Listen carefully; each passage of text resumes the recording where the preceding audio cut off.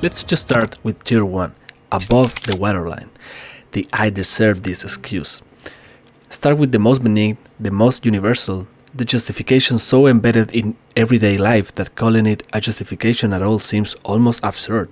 You work hard this week, you've been eating well for 3 weeks, you've been stressed, you haven't slept properly, and so you eat the thing you said you wouldn't eat, spend the money you said you wouldn't spend, skip the thing you said you will do, and the story you tell yourself is, I deserve this.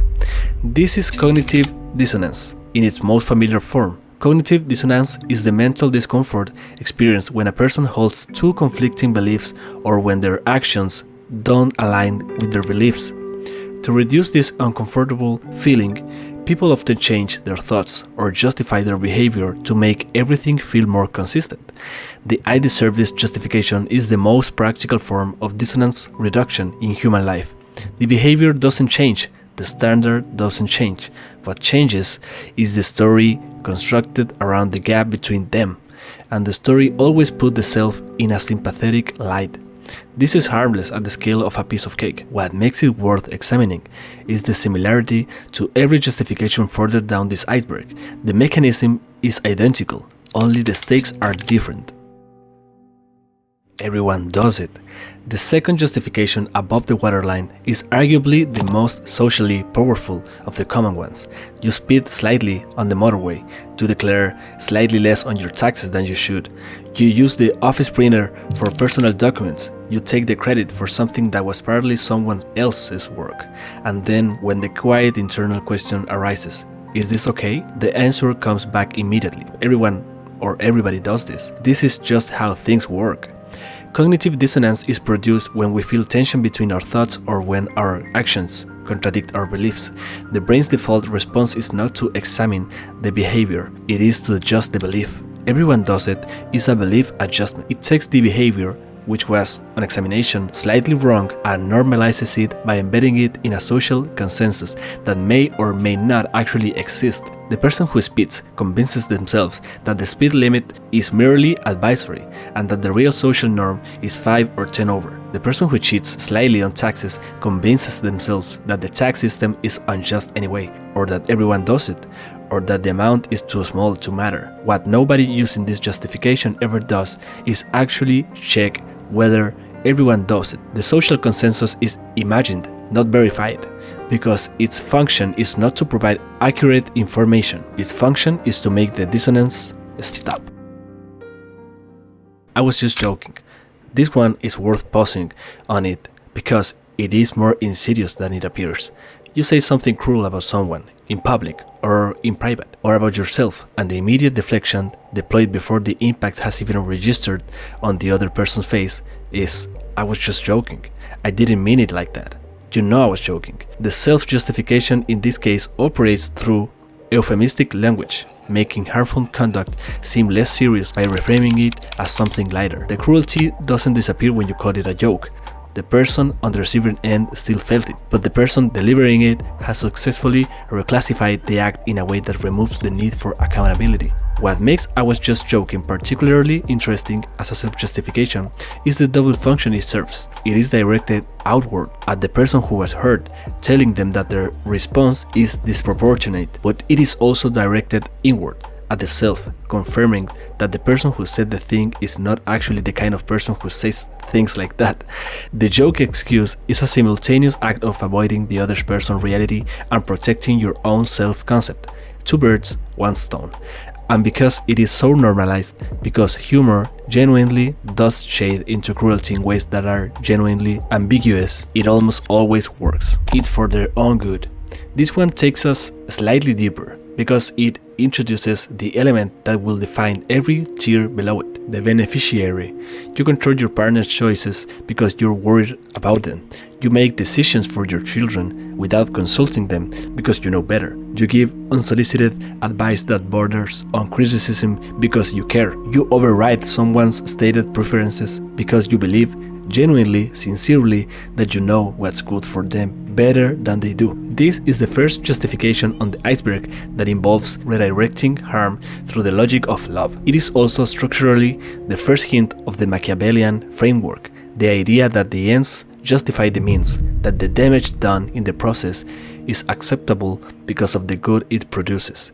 It's for their own good is the domestic version of every political justification ever offered for the suppression of for individual freedom. The benevolent parent who controls their child too tightly. The benevolent dictator who restricts his people's choices for their protection. The logic is identical, only the scale is different. Uncritically, the person deploying this justification almost never examines whether the good they're producing actually justifies the control they are exercising. The self-narrative is one of care. The actual experience of the person on the receiving end is frequently one of erasure. So next tier, just below the surface, the I had no choice justification. This is the justification that turns agency into inevitability. You hurt someone, you made a decision that damaged a relationship, a career, a life, and the story you construct afterward is that you had no choice. The circumstances required it. The alternative was impossible. You didn't do this, it just happened. I had no choice is internal diffusion of responsibility. Instead of diffusing it across other people, you diffuse it across circumstances. You transform yourself from an agent who made a decision into a passive vessel through which events flowed. You remove yourself from the causal chain entirely. The reason this is so effective as a self-justification is that it is occasionally true. Sometimes people genuinely have severely constrained choices. The problem is that the human brain deploys this justification in situations of genuine agency with exactly the same conviction it will deploy it in situations of genuine constraint. And nobody feels like they had a choice when they were the one making it. They started. They deserved it. This is the first justification that involves the active reconstruction of the other person's role. The harm you caused becomes a response rather than an act. You become reactive rather than active, and reactive is morally lighter than active. What makes this justification psychologically powerful is that it can contain genuine elements of truth. Conflicts genuinely do have histories. The issue is that they started it systematically, discounts the escalation that the person using the justification contributed. It selects a starting point in the history of the conflict that happens to place the other person in the aggressor role, and then presents that selection as objective fact. Every war in human history has been justified by both sides as a response to something the other side did first. That is not a coincidence. It is they started it justification operating at geopolitical scale. The Walter White excuse, I did it for someone I love. This is where the iceberg connects directly to the previous videos on this channel. Walter White, Tony Soprano, Logan Roy, all three constructed elaborate justifications for acts of escalating cruelty around the framework of family. The cruelty disappeared into the love. The harm was rendered invisible by the purpose it was supposedly serving. But the reason this tier sits in the second level rather than the surface level is that unlike I deserve this or everyone does it, the family justifications requires sustained active construction.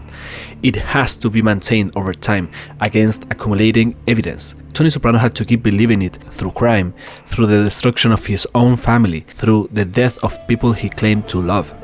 The family justification is not passive cognitive dissonance. It is an ongoing project of narrative maintenance, which is why it tends to escalate. Each time the story is threatened by new evidence, the person holding it has to add more layers to keep it intact. And each layer added is another step removed from the truth. The endpoint of the family justification, when followed to its logical conclusion, is always the same. The thing you claim to be protecting is the thing that was most damaged by your protection of it. Tier 3. Mid-iceberg. Corporate moral disengagement. It's just business. The transition from personal to institutional self-justification is not a sharp line, it is a gradient, and somewhere along that gradient sits one of the most consequential and least examined forms of self-justification in modern life. The harm is not personal, it is not directed, it is simply the byproduct of decisions made in the pursuit of legitimate commercial objectives. Bandura identified the tobacco industry's denial of the health effects of smoking as a canonical example of institutional moral disengagement. The strategies took several forms. Initially, straightforward denial or minimization of adverse health effects, then attacking the science as flawed, then minimizing the harm by comparison with risks associated with everyday activities. For decades, The executives of major tobacco companies stood before congressional committees and regulatory bodies and stated, under oath, that they did not believe their products caused cancer. Some of them believed this sincerely because the institutional structure they operated within had created a body of internal knowledge, reasoning, and culture that made denial sustainable. Others did not believe it and said it anyways. Either way, the justification was identical. We are a legal business selling a legal product. The harm, if harm exists, belongs to the choices of consumers. This logic has been deployed by the asbestos industry, the opioid industry, the lead industry, the chemical industry, the fossil fuel industry. The mechanism is the same. Diffusion of responsibility, when nobody is responsible because everyone is. Diffusion of responsibility disperses it so widely across groups and chains of command that no one bears responsibility. In diffuse responsibility, detaching the agent from the harmful action absolves wrongdoers of blame for harm they collectively cause. The person who designed the system didn't implement it. The person who implemented it didn't design it. The person who enforced it was following the policy. The person who set the policy was responding to market conditions. At each link in this chain, the individual can truthfully say that they personally did not cause the harm, and collectively the harm gets caused with no individual responsible for it. This is not a modern phenomenon, it is the structural feature of every large-scale harm in history. Each person in the administrative chain was doing their job. Each person could truthfully say they personally had not hurt anyone. Euphemistic language, renaming the thing until it disappears. This mechanism is so woven into public life that most people never notice it, but once you start seeing it, you cannot stop.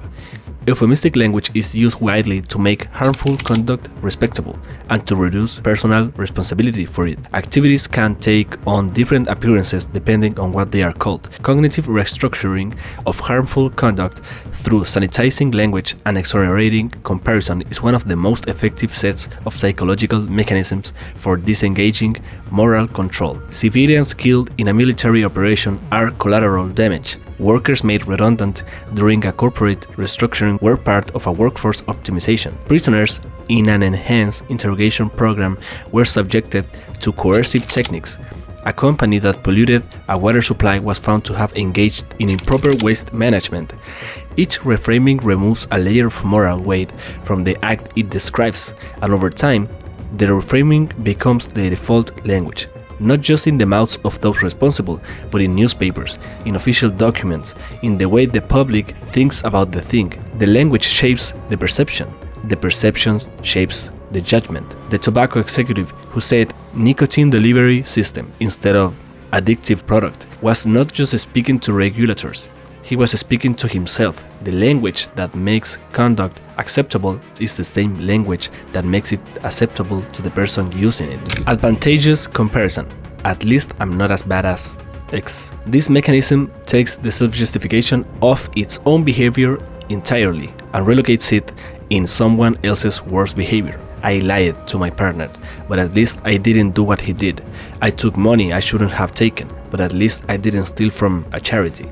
I let harm happen when I could have prevented it, but at least I didn't cause it directly. This is the justification that never requires you to examine your own behavior on its own terms. It always has a reference point elsewhere, someone worse, something more extreme, a comparison that makes the thing you did seem minor by contrast. And because there is almost always someone worse and something more extreme, this justification is essentially inexhaustible. At no point does anyone ask, regardless of who is worse, what I did, was it right? Now, we step into Tier 4, deep water, where self-justification becomes ideological and ideology makes almost anything possible. Moral justification through ideology. God wills it, history demands it, science requires it. This is the level where self-justification stops being a cognitive coping mechanism and becomes a worldview. And worldviews are the most durable containers for self-justification that human civilization has ever produced. Moral justification is the first of Bandura's mechanisms of moral disengagement. One method is portraying inhumane behavior as though it has a moral purpose in order to make it socially acceptable. Religious principles, nationalistic imperatives, righteous ideologies have long been used as means to justify reprehensible and destructive conduct. Through cognitive reconstruction, wrongful behaviors can be perceived as righteous. The Crusades were launched with the explicit framing of God's will. Pope Urban II told assembled Europeans that Christ commanded them to take back the Holy Land. The killing that followed was not, in the minds of those who committed it, a moral transgression. It was a moral act, a sacred duty.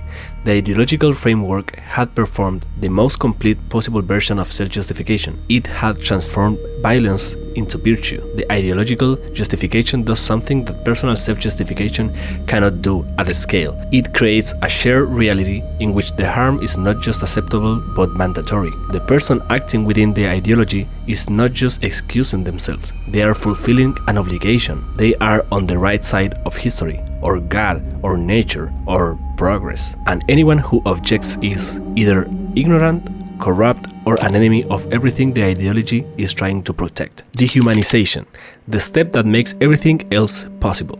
This is the mechanism that enables the deepest tiers of the iceberg. It is often misunderstood as the cause of extreme violence when it is actually the condition that makes extreme violence psychologically sustainable. Dehumanization strips people of their human qualities or attributes animalistic or demonic qualities to them. Divesting them of humanity removes the moral restraints that normally govern human relations. Inhumanities toward human beings cast in disliked categories become not only permissible but a source of self-valuation.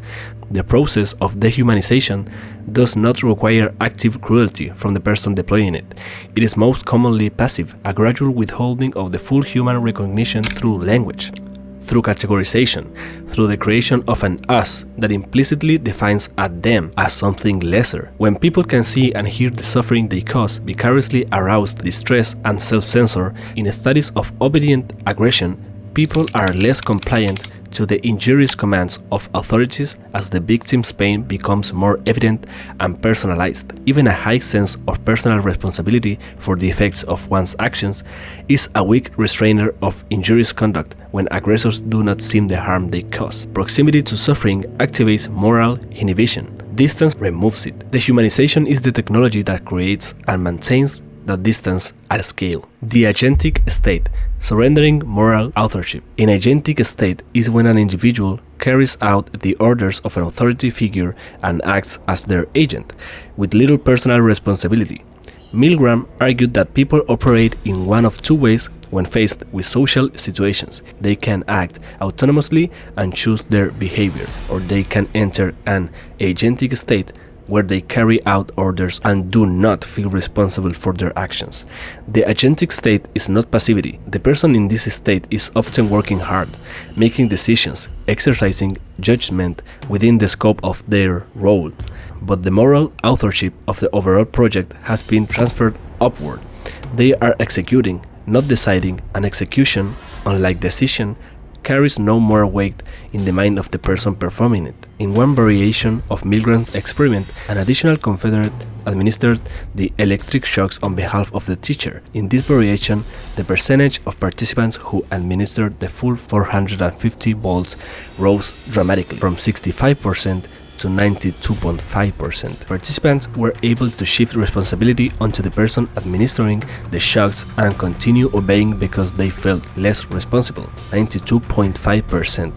When people could physically distance themselves from the act while still directing it, almost everyone went to the maximum. The agentic state is not a pathology. It is a feature of how human beings function within hierarchies, and hierarchies are everywhere, which is the point. And lastly, tier 5, the abyss, the bottom of the iceberg, where the same mechanism reaches its most documented and most devastating expressions. The banality of evil. Philosopher Hannah Arendt attended the trial of Adolf Eichmann in Jerusalem in 1961. Eichmann had been the principal logistics coordinator of the Holocaust, the man responsible for ensuring that Jewish people were transported to extermination camps on schedule. Arendt expected a monster. What she found was something she found far more disturbing. Arendt's thesis is that Eichmann was not a fanatic or a sociopath, but instead an average and mundane person who relied on cliché defenses rather than thinking for himself, was motivated by professional promotion rather than ideology. Eichmann's self-justification was the most minimal version possible. He had followed orders, he had done his duty, he had been a good employee, he had not personally harmed anyone. He invoked Kant, the philosopher of universal moral law, in defense of participating in genocide. The self-justification was so complete, so internally coherent within the worldview he had occupied for years that it required no active maintenance. It simply was. He didn't struggle with it. He did not sweat under questioning. He talked in clichés and bureaucratic language and appeared to experience genuine difficulty in understanding why his answers were inadequate. The most disturbing thing about Eichmann was not his cruelty. He was not particularly cruel.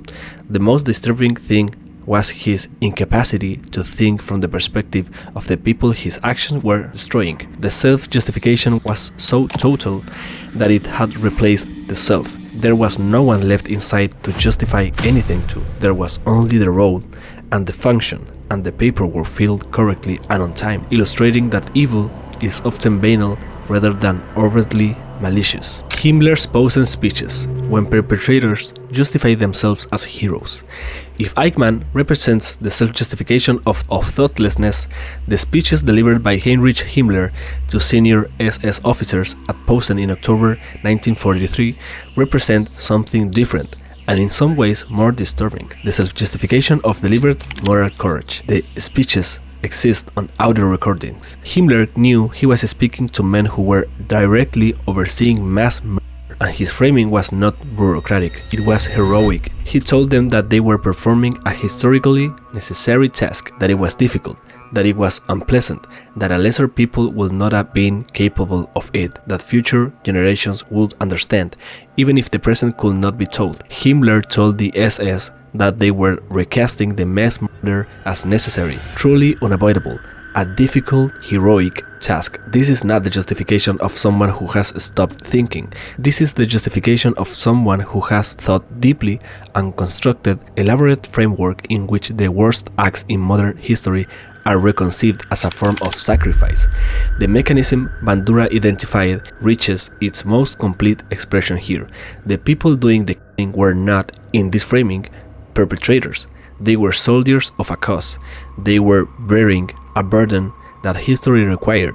They were doing something hard because it needed to be done, supposedly. This is the logical endpoint of every justification on this iceberg. The family that needed protecting, the business that required certain decisions, the ideology that demanded certain actions. Each step down this iceberg is not a different mechanism. It is the same mechanism applied with greater intensity, greater scale, and greater insulation from the reality of what it is producing. The Lucifer Effect. Zimbardo argued that we all have the capacity for love and evil. It is the situation that brings that out. The process by which good people gradually transform into perpetrators of evil through incremental situational pressure, not through a single dramatic decision, not through a sudden change in character, through a series of small steps, each of which is justified by the previous one, each of which moves the line slightly further than the last. Zimbardo argued that more evil happens when more people are playing roles, when nobody tells you to do anything wrong, but in that role, it becomes what you do. The evil is in the system, not the individual, and the system's self-justification is built into the role itself. Control requires dominance. Dominance requires the elimination of resistance. Each step follows from the last with a kind of internal logic that makes it feel inevitable rather than chosen. This is the most important thing the research tells us. The people at the bottom of this iceberg did not arrive there in a single step. They traveled down through the tiers we have already passed. These are not different phenomena. They are the same phenomenon at different scales. The difference is not in the mechanism. The difference is in the circumstances that activate it, the stakes that are available, the institutional structures that support or constrain it, and the degree to which the person has been socially and ideologically prepared to use it without inhibition. Good people can be induced, seduced, and initiated into behaving in evil ways when they are immersed. That is the disgusting part. The disturbing part is that the distance between you and the worst entries on this iceberg is not a fixed property of your character. It is a function of your circumstances, your context. The only defense against the bottom of this iceberg is the willingness to look honestly at what you don't know about yourself, the willingness to ask in the presence of a justification that feels completely solid. Does this story I'm telling myself actually hold up? Am I moving towards something or away from something? Am I describing reality or constructing it? Those questions are uncomfortable. They are supposed to be. They are the only thing standing between the surface of the iceberg and everything below it. Walter White asked them once in the last episode, after 5 seasons. By then, it was far too late.